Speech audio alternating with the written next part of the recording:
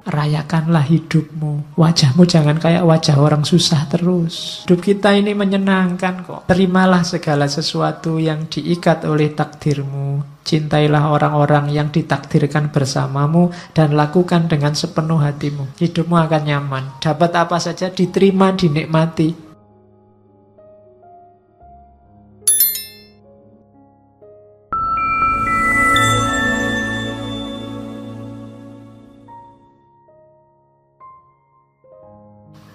Oke, bismillah. Assalamualaikum warahmatullahi wabarakatuh. Bismillah, kita lanjutkan ngaji kita.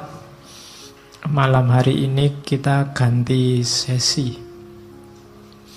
Oke, selanjutnya tentang kebersihan jiwa. Kalau tadi kan yang baik-baik, yang jelek-jelek tolong jangan masuk. Yang pertama apa? Ambisi. Ambisi berarti mengikatkan kenyamananmu pada apa yang dikatakan atau dilakukan orang lain. Orang yang berambisi itu kan targetnya biasanya keluar dari dirinya. Kesuksesan yang bergantung pada orang lain. Kamu tidak akan ketemu apa yang kamu ambisikan. Hidup yang penuh ambisi tidak akan nyaman karena bergantung pada yang di luar diri. Bersenang-senang berarti mengikatkan kenyamananmu pada sesuatu yang terjadi pada dirimu. Bersenang-senang juga begitu, tergantung pada mood tadi, tergantung pada suasana hati. Itu juga kamu tidak akan bersih jiwamu kalau inginnya senang-senang terus. Kejernihan jiwa adalah tadi kebersihan, kebebasanmu dari yang di luar diri. Jangan tertipu oleh dua hal ini selanjutnya. Celaan dan pujian tidak memiliki efek yang sejati. Kalau engkau melakukan kebaikan, dicela atau dipuji orang, tidak akan mengefek pada kebaikan itu. Kebaikan tidak akan jadi jelek meskipun dia dicaci orang. Dan sebaliknya, kejelekan juga tidak akan jadi baik meskipun dia dipuji-puji. Celaan dan pujian tidak memiliki efek yang sejati, tidak memiliki efek yang hakiki. Efeknya cuma citra-citra di luar saja, tapi yang baik akan tetap baik, yang jelek juga akan tetap jelek. Biar jiwamu bersih, maka tidak perlu kamu terpengaruh oleh celaan atau pujian. Selanjutnya, tidak ada kesombongan yang lebih tinggi dibandingkan orang yang membanggakan ketidaksombongannya, kerendah hatiannya. Saya pak, tidak sombong loh saya itu sombong paling pol itu. Ya. Saya itu murah hati loh pak, saya itu suka menolong, baik, tidak sombong. Rendah hati itu kalau versinya Markus justru itu kesombongan yang paling tinggi. Menyombongkan kerendah hatian. Oke, susah ya rumusnya. Ternyata yang kita anggap rendah hati ternyata justru kesombongan. Kemudian jangan kotori jiwamu dengan kemarahan.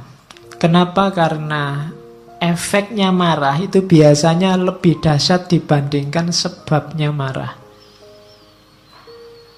Kamu marah karena temenmu minjem motormu ndak pamit. Kemarahanmu kamu ungkapkan dalam bentuk apa? Itu biasanya efek dari kemarahan ini lebih dahsyat daripada sekedar motormu tadi nggak bisa kamu pakai karena dipinjam sebentar. Jadi hati-hati dengan kemarahan. Makanya ketika kamu tiba-tiba dilanda kemarahan, karena dapat tunjuknya dari hadis itu, kalau kamu pas berdiri, duduklah. Kalau pas duduk, ya berbaringlah. Maksudnya apa? Jangan melakukan apa-apa dulu, karena kamu sedang gelap. Karena efeknya nanti pasti akan kamu sesali. Semua tindakan yang didasari oleh kemarahan akan kamu sesali. Bahkan lebih kamu sesali nanti dibandingkan sebabnya. Itu makanya balas dendam itu dilarang. Kenapa? Balas dendam itu kan karena orang marah, ingin membalas. Itu biasanya balas dendam lebih dahsyat daripada sebabnya. Terus yang dibalas ingin balas lagi. Saling marah itu yang bikin peradaban kita gelap. Kamu dicaci maki orang, dibikinkan fitnah, dibikinkan hoak, kan terus kamu mangkel, terus kamu balas. Emangnya cuma lu yang bisa bikin hoak, aku juga bisa. Terus akhirnya podo rusak. Nah, jiwamu jadi tidak bersih. Terus ini juga rumus. Jangan anggap berharga apapun yang membuatmu mengingkari janji, membuatmu kehilangan harga diri, membuatmu membenci orang lain, mencurigai orang lain, mengutuk orang lain, membuatmu berlaku munafik, atau menginginkan sesuatu yang tidak ingin diketahui orang lain. Jangan anggap berharga itu maksudnya jangan diambil ini. Apapun yang membuatmu membenci orang lain, mending tidak usah kamu ambil. Membuatmu nantinya akan mengutuk-ngutuk orang lain, mending tidak usah kamu ambil. Membuatmu kehilangan harga diri, tidak usah kamu ambil. Itu yang disebut jangan dianggap berharga. Kok ada postingan yang isinya kemungkinan membuatmu benci sama seseorang atau sekelompok orang, kamu tinggal saja. Karena postingannya tidak penting, tapi dampaknya pada jiwamu besar. Itu maunya Markus. Selanjutnya, biar jiwamu bersih, jangan kotori jiwamu dengan kesalahannya orang lain. Ini ada rumus bagus dari Markus. Kalau ketemu orang jahat, orang rusak, orang keliru, saat engkau sedang melawan orang yang tidak tahu malu, ini misalnya, tanyakan pada dirimu sendiri, apakah mungkin di dunia ini bersih dari tindakan tidak tahu malu? Jawabannya kan pasti ya, tidak. Akan selalu ada orang jahat, akan selalu ada orang yang tidak tahu malu. Maka jangan mengharapkan sesuatu yang tidak mungkin. Selalu ada orang yang tidak punya malu di dunia ini. Dan yang kamu hadapi sekarang adalah salah satunya. Hal yang sama berlaku untuk orang yang jahat, orang yang tidak dapat dipercaya, dan kerendahan moral lainnya. Jadi ini menyuruh kita untuk jangan mengotori jiwa dengan kemarahan, kebencian, ketidaksukaan, intoleransi pada orang lain yang kamu anggap keliru atau kamu anggap jahat. Pertanyaannya gampang, apa mungkin di dunia ini orangnya baik semua, soleh semua? Kan tidak mungkin.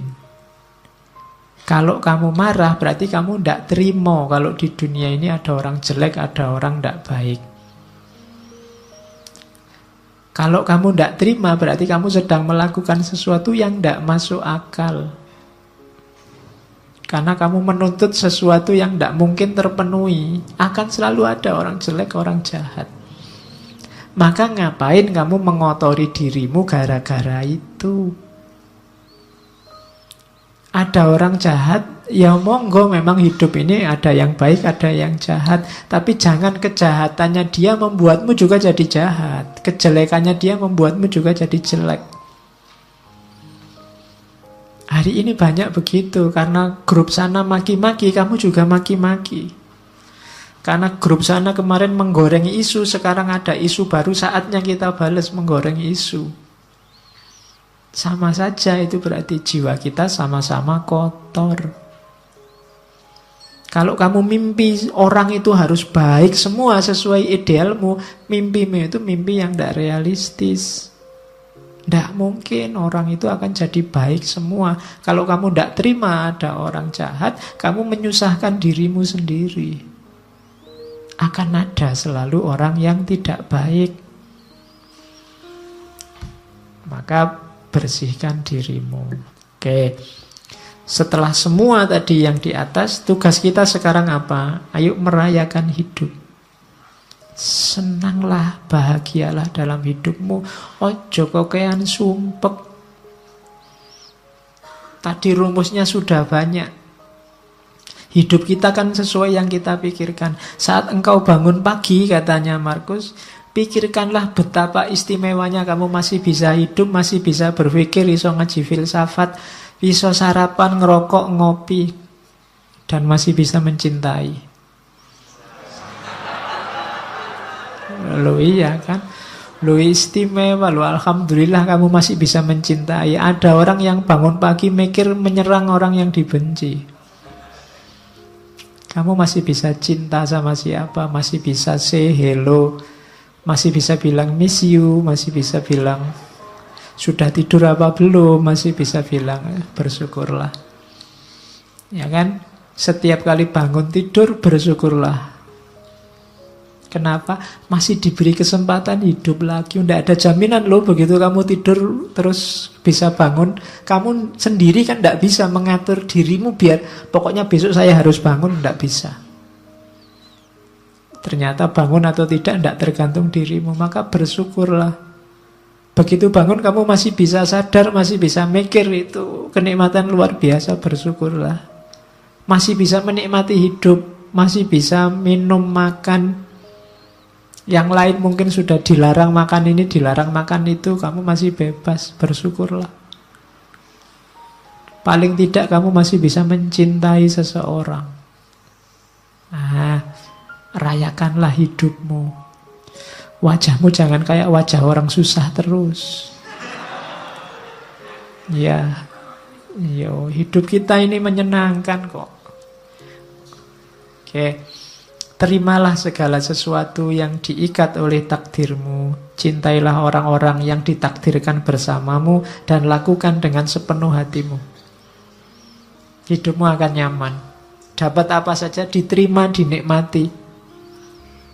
Makan di angkringan, dinikmati, ya enak. Ada yang neraktir di restoran, alhamdulillah, ya lumayan enak. Semuanya enak, mana sih yang tidak enak, apalagi kalau ditraktir. Jadi bersama siapapun dinikmati, tidak usah milih-milih teman. Yo, setiap orang punya karakter, punya gayanya sendiri. Tapi kan ada yang jahat, Pak. Ya, jahat silahkan jahat, tapi kan tidak mengotori jiwamu. Karena kalau kamu pingin, saya pinginnya teman itu baik semua, Pak, sama saya peduli semua, itu mimpi, tidak mungkin. Ya kan? Kalau dihitung teman yang peduli sama kamu sama yang cuek, insya Allah lebih banyak yang cuek. Loh, tapi kalau ketemu senyum itu basa-basi. Ya, setiap orang disibukkan nomor satu dengan hidupnya sendiri masing-masing. Jadi rayakanlah hidupmu, jangan terlalu sumpek. Jangan memimpikan apa yang tidak engkau miliki. Namun akuilah anugerah atas apa yang engkau miliki, lalu bersyukurlah. Sambil mengingat, tulisannya salah itu. Sambil mengingat betapa engkau akan sangat memimpikan apa yang kau miliki sekarang kalau engkau tidak memilikinya. Kamu pegang HP, syukurilah. Tidak usah mimpi pegang HP yang lebih mahal dengan kualitas lebih baik. Kamu punyanya HP ini, mikirnya dibalik. Seandainya HP kayak gini saja aku ndak punya, aku mesti mati-matian ingin beli HP yang kayak gini. Loh. Punya pacar kok ndak terlalu cakep. Mikirnya juga begitu. Kalau kamu mikir, kok nyari yang lebih cakep lah, kamu mimpi. Mikirnya dibalik. Seandainya yang kayak gini saja aku ndak dapat, mesti aku ngejar-ngejar yang kayak gini juga. Nanti kamu jadi bersyukur. Gitu loh. Iya, mikirnya dibalik. Itu membuat kamu bersyukur. Kuliah dapat nilai C misalnya. C kan batas minimal kamu lulus. Itu kan, waduh kok tidak dapat A ya. Oh, itu kamu akan sumpek. Kenapa? Kamu mimpi yang kamu tidak punya. Mimpinya itu, seandainya aku dapat E, aku mesti akan mengejar-ngejar, seandainya dapat C pun cukup. Nah, itu kamu lebih bahagia. Gitu loh. Makan kok cuma dengan tempe saja, tidak ada yang lain. Nah, itu mikirnya kamu jangan ayam. Tapi mikirnya seandainya adanya cuma nasi, mungkin ada tempe satu aja aku sudah senang. Itu jadinya kamu bersyukur punya tempe itu. Itu caranya merayakan hidup. Kalau tidak begitu, kamu akan sumpek terus.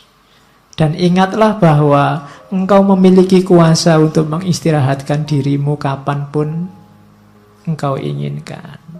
Kamu supirnya, kamu penguasanya hidupmu. Mau jalan, ayo jalan. Mau istirahat, istirahat. Tidak usah terkejar, nggak usah dikejar-kejar oleh ambisi dunia, keterikatan dengan yang lain, yang macam-macam yang bikin repot. Menghabiskan energi, menghabiskan waktu. Engkau yang menguasai hidupmu, kapanpun ingin berhenti, saat ini juga kamu bisa. Ingin tidur sekarang boleh, istirahat sekarang boleh. Terus, jangan pernah khawatir tentang masa depan. Apalagi di usia-usia teman-teman ini kan biasanya pikirannya masa depan, besok kawin sama siapa, kerja di mana. Kamu kan khawatir itu. Engkau akan bertemu dengannya kalau memang harus. Dengan senjata yang sama yang hari ini menjadi bekalmu menghadapi masa kini. Dulu waktu kamu SMA atau SMP, mikir kuliah, wah bisa ndak ya aku kuliah? Kuliah hari pertama kamu takut. Begitu dijalani kan kamu bisa. Besok juga begitu, gak usah khawatir. Bisa ndak ya aku dapat kerja, bisa ndak ya aku kawin, bisa ndak ya punya anak, iso. Ndak usah khawatir, pasti bisa. Kekhawatiranmu dulu, sekarang kamu jalani kan ya ternyata juga bisa.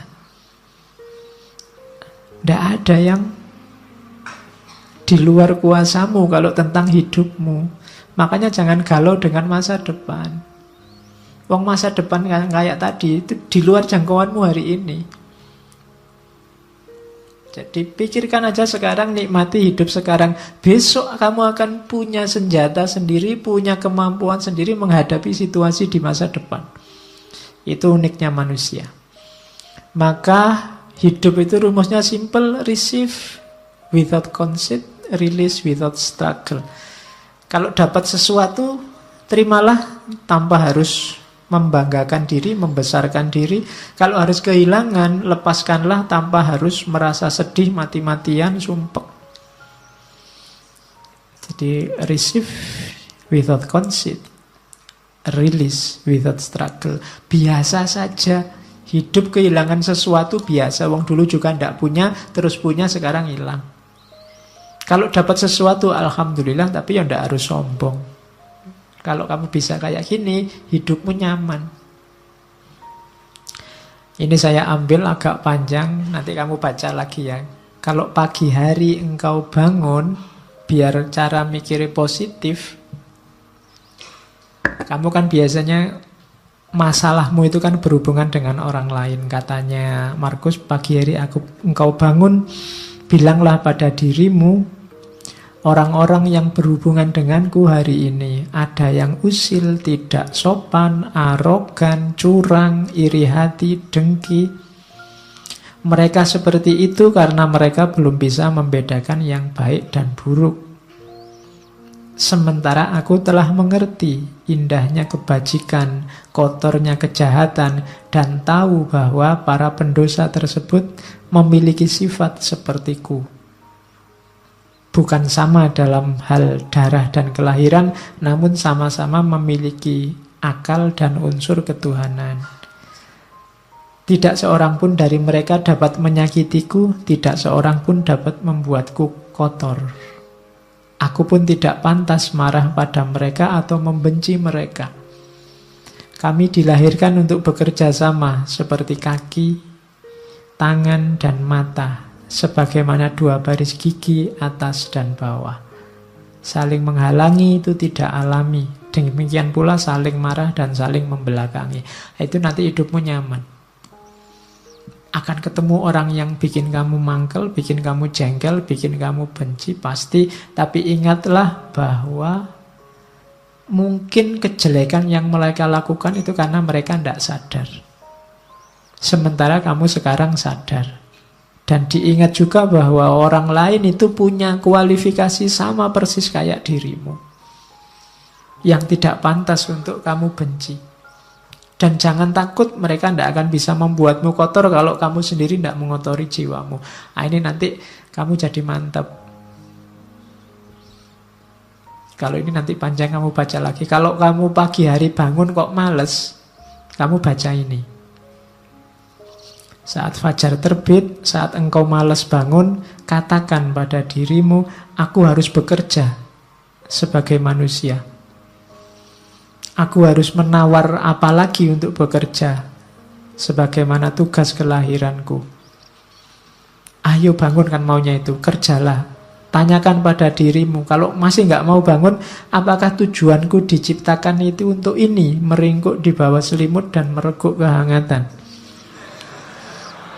Nah, terus kan kamu tetap bisa jawab, tapi kan nikmat. Namun betapa nikmat seperti ini. Ditanya lagi sama Markus, jadi engkau lahir untuk mencari kenikmatan, bukan untuk bertindak dan mencari pengalaman.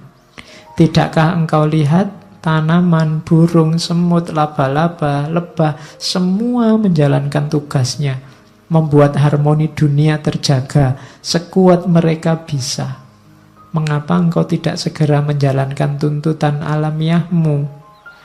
Terus kamu jawab lagi, tapi kan bukankah orang itu harus istirahat, ada tidurnya juga?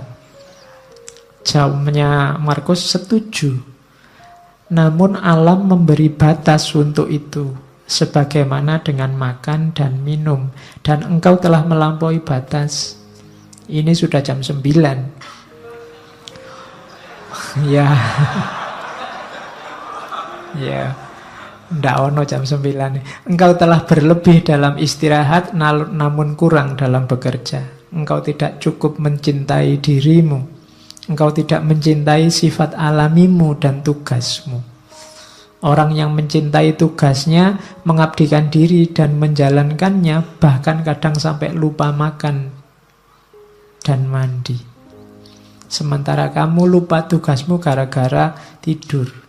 Apakah engkau tidak menghormati dirimu sendiri sebagaimana pelukis mencintai lukisan, penari mencintai tarian, orang pelit mencintai uangnya, atau pemburu jabatan mencintai statusnya? Saat mereka benar-benar dipengaruhi oleh yang mereka kerjakan, mereka bahkan tidak makan dan minum karena menjalankan kecintaan mereka. Ini filsafat bangun tidur. Ya, biar kamu tidak males-malesan. Karena kadang-kadang kalau sudah males kan, meskipun bolak-balik HP-nya kamu tambah 10 menit, sudah bunyi 10 menit lagi, bunyi lagi 10 menit lagi. Ning ya ora tangi-tangi. Oke. Kalau ini rumus hidup sama orang lain. Kapanpun kau menemukan kesalahan pada diri orang lain, tanyakan pada dirimu, apa kesalahan yang pernah kulakukan yang mirip dengan kesalahan yang akan aku kritik ini? Kalau ada orang lain salah, tanya pada dirimu, pernah nggak kamu melakukan salah yang sama atau mirip?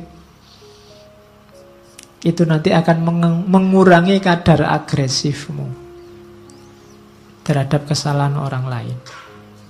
Saya ingin balas dendam, Pak. Ada orang menyalahi saya. Katanya Markus, balas dendam terbaik adalah dengan tidak menjadi seperti musuhmu. Balaslah musuh yang mencaci makimu dengan tidak mencaci maki. Itu balas dendam terbaik. Balaslah musuh yang menyakitimu dengan tidak menyakitinya. Manusia ada dengan saling membutuhkan kepada sesama, kamu akui atau tidak. Kamu harus hidup bareng orang lain, mau atau tidak. Maka kalau kamu tidak mampu mengajari mereka, belajarlah untuk tahan hidup bersama mereka. Sudah kamu nasihati kok tidak pulih-pulih jadi baik, ya gimana lagi? Sekarang kamu latih dirimu untuk kuat bareng mereka. Misalnya kamu punya teman sak kos-kosan berdua, kok ya males mandi. Sudah kamu nasihati, tetap males mandi. Solusinya apa? Kamu latihanlah untuk bisa tahan dekat orang yang males mandi. Jadi rumusnya simple. Jadi kalau kamu tidak tahan terus, sementara dia tidak berubah-berubah, kamu akan hidupmu tersiksa terus. Loh Pak, kok dia tidak berubah-berubah? Kamu tidak menguasai perubahan dia. Yang bisa kamu kuasai kan perubahan dirimu. lebih gampang melatih dirimu untuk tahan bersama dia dibandingkan kamu mengubah dia.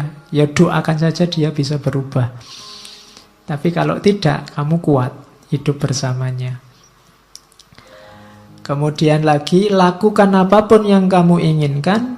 Bahkan jika engkau memecah belah dirimu, sebagian besar orang akan melakukan hal yang sama seperti sebelumnya. Ini maksudnya, kamu jangan terlalu pusing dengan kelakuan orang lain, tindakan orang lain. Kayak tadi, wah orang Indonesia ini kok tambah tidak toleran orang ini. Kamu kan sumpek sendiri. Sudahlah, kamu lakukan yang menurutmu baik. Kalau kamu ingin mengubah mereka, bahkan sampai kamu mecah-mecah dirimu, kamu katanya Markus, mereka akan balik lagi seperti adanya. Itulah karakternya manusia. Terus merasa sayang pada orang lain meskipun mereka melakukan banyak kesalahan adalah sifat uniknya manusia. Engkau dapat melakukannya. Cukup dengan mengakui bahwa mereka juga manusia. Mereka melakukan itu karena tidak sadar, berlawanan dengan kata hati mereka. Dan kita semua akhirnya akan sama-sama mati tidak lama lagi. Kita ini hidup bareng-bareng. Ada orang yang salah, ada orang yang bisa diingatkan, ada orang yang tidak bisa diingatkan.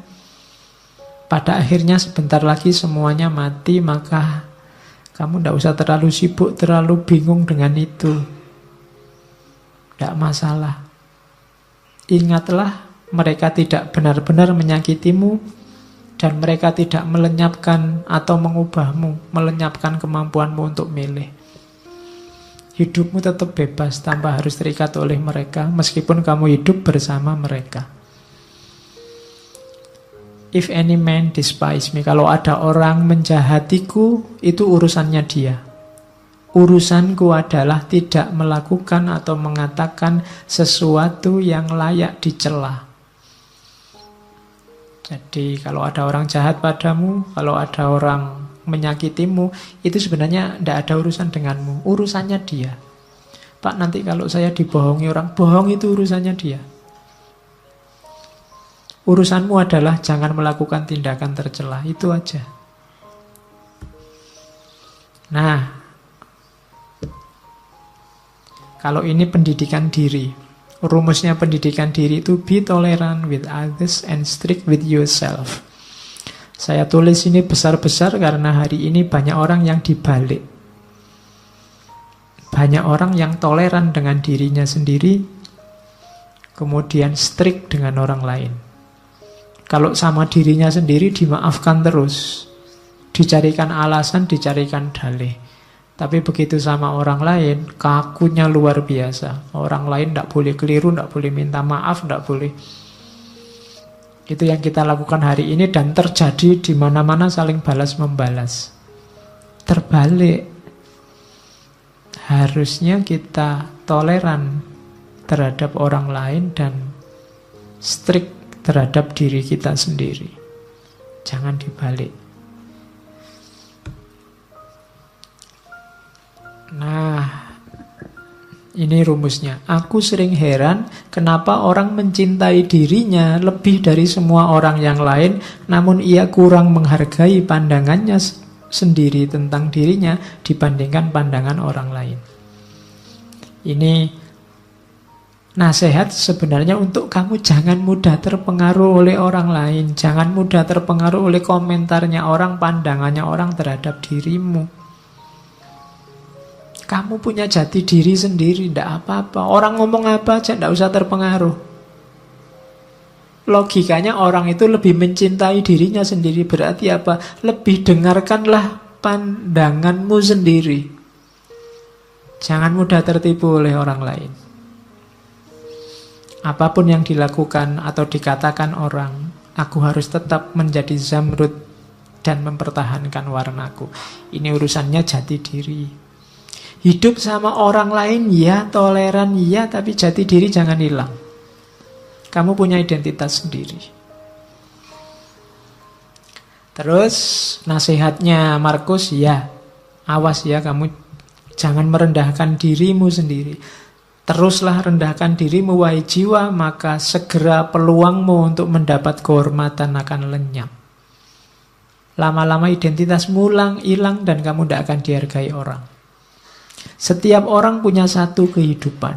Milikmu sudah hampir habis gara-gara kamu singkirkan terus, kamu sisihkan terus identitasmu. Dan engkau tidak memperlakukan dirimu sendiri secara hormat, engkau malah mempercayakan kebahagiaanmu pada jiwa-jiwa yang lain. Ini tuntunan untuk kita tegas pada diri sendiri. Oke. Saya bawa quote terakhir, engkau selalu memiliki pilihan untuk tidak berpendapat. Ini nasihat untuk kita hari ini ya. Tidak ada yang nyuruh kamu tiap hari posting, tiap hari bikin status, tiap hari ngomentari statusnya orang lain. Engkau selalu memiliki pilihan untuk tidak berpendapat. Tidak berpendapat itu sah. Tidak perlu selalu susah payah atau membebani jiwamu dengan segala sesuatu yang tak dapat engkau kuasai. Hal-hal tersebut tidak membutuhkanmu untuk menilainya. Tidak usah gaya dikit-dikit. Menurut saya, tokoh itu ngapain? Emangnya komentarmu yang mendengar siapa? Hal tersebut tidak butuh penilaianmu. Ngapain kamu capek-capek? Engkau punya pilihan untuk tidak usah berpendapat. Leave them alone. Mereka punya penanggung jawabnya sendiri-sendiri. Terkecuali suaramu berpengaruh didengar, baru ngomonglah. Tapi kalau tidak, cari yang lebih esensial untuk hidupmu, untuk dikomentari dan dibahas.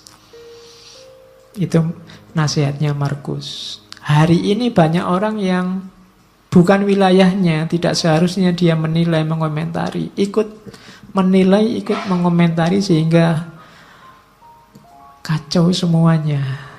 Idza wusidal amru ila ghairi ahlihi fantadhiri sa'ah. Leave them alone. Biarkan yang bertanggung jawab yang ngurusi. Oke ya. Oh, masih ada. Stop whatever you are doing for a moment and ask yourself. Ini nasihat panjang. Am I afraid of death because I won't be able to do this anymore? Biasanya yang membuat kita banyak terhenti untuk melakukan kebaikan adalah takut mati. Was-was, takut mati ini sering mengganggu kita. Katanya Markus, sekali-sekali gini deh rumusnya. Saat kamu melakukan apapun yang membuat kamu senang, coba berhenti sebentar. Apa gara-gara ini ya? Gara-gara khawatir ndak punya ini atau ndak melakukan ini, aku takut mati. Seberapa pentingnya sih yang saya lakukan ini? Seberapa baiknya sih yang aku miliki ini? Setiap kali melakukan itu, coba berhenti sebentar. Nah, ini untuk meminimalisir rasa takut mati. Kira-kira kalau ndak ada ngaji filsafat ini kan ndak apa-apa toh. Ngapain sih harus tak gendoli sampai takut mati misalnya. Nanti kalau saya ndak ada yang mimpin ngaji sopo, ngapain sampai mikir ke sana. Wong ini ndak ada juga ndak apa-apa. Kalian kalau ndak ada ngaji kan malah santai, ndak ada beban untuk datang ke sini, bisa diganti yang lain. Tapi kadang-kadang yang ndak harus menggendoli, mengikat hidup kita, jadi mengikat. Kuliah misalnya, kamu kan diikat sedemikian rupa oleh dunia yang namanya kampus dan kuliah. Apa iya sih hidupmu wajib ada kuliahnya, wajib di kampus? Simba-simbamu dulu kuliah sekolahnya cuma sampai SD, SR. Ya sukses, sawahnya luas. Bisa nguliahkan anak cucunya. Apa wajib harus ada itu? Apa wajib sih harus punya rumah, punya mobil, punya itu? Itu caranya untuk menenteramkan hati dari rasa takut akan mati. Karena nasihat terbaik itu kan mati. Begitu orang ingat mati, bukan takut mati, maka kemungkinan besar dia akan mudah untuk mempersiapkan diri menghadapi hidup sesudah mati. mempersiapkan diri melakukan kebaikan-kebaikan. Oke, itu nasihat terakhir yang saya bawa dari Marcus Aurelius. Bayangkan raja besar, wilayahnya sangat luas, cara hidup, cara berpikirnya semacam ini. Maka dia jadi raja yang sangat tangguh, terkenal kesabaran dan ketabahannya, dan dia sukses. Meskipun banyak pemberontakan, banyak bencana, mengalami kepahitan hidup yang luar biasa. Dengan filsafatnya dia bisa sukses. Itu contohnya cara berpikir seorang king philosopher king. Raja filosof yang raja. Oke, saya kira itu untuk malam hari ini. Minggu depan kita masuk Islam. Ketemu, masuk dunia Islam maksudnya, bukan masuk Islam. Ya, ketemu dengan Umar bin Abdul Aziz. Kita juga punya jago banyak, tidak cuma Marcus Aurelius. Kita lihat minggu depan seperti apa contoh-contoh hidup yang filosofis dari seorang Umar bin Abdul Aziz. Oke, saya akhiri sekian. Kurang lebihnya mohon maaf. Wallahul muwafiq. Wallahu a'lam bissawab. Wassalamualaikum warahmatullahi wabarakatuh.